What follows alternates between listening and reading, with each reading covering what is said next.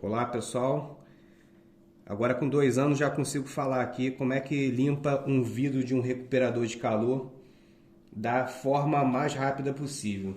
São 5 folhas desse papel aqui que compra lá no Continente, que eu boto aqui para esse aqui os produtos não sujar o chão.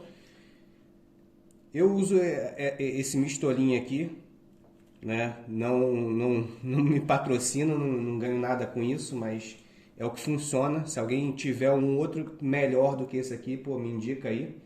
Mas esse aqui, pelo custo também, é 2 e pouco. Espirro aqui. Tô com a luva. Isso aqui é 100 unidades, pô, vale muito a pena.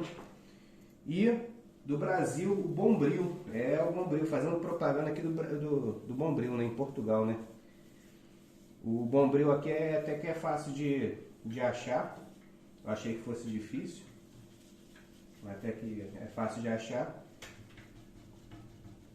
O mistolinho ele simplesmente desintegra aqui o que tiver. O Bombril aqui, o mais importante é não usar força. Por quê? Para você não arranhar o vidro. Assim, não me responsabilizo, tá? Eu faço isso aqui há anos, né? Já 2 anos já. Nunca risquei esse vidro, mas a palha de aço risca assim o vidro. Então aqui eu tô tá leve aqui, ó. E tá limpo já, tá limpo. De todas as formas, essa foi aqui eu vi mais fácil. E agora faço isso aqui, ó. Por um lado só. Antigamente eu perdi aqui, pô, sei lá, 20 minutos para limpar esse recuperador de calor aqui.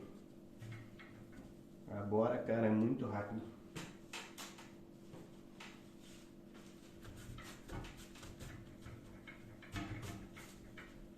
E agora pega um limpa-vidros comum. Um pouquinho aqui.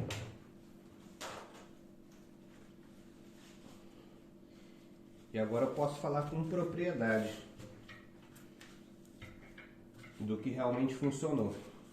Eu nunca risquei esse vidro, mas eu também não uso força.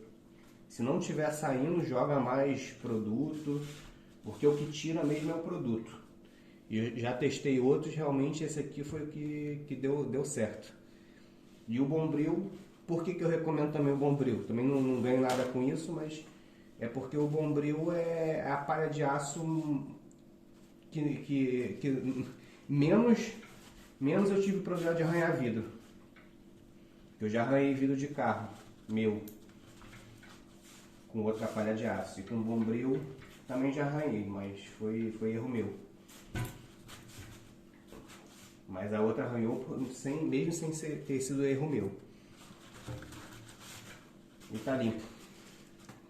E é assim que eu limpo aí o vidro do recuperador de calor. Rápido, fácil e não suja a mão, que eu usei essa luva.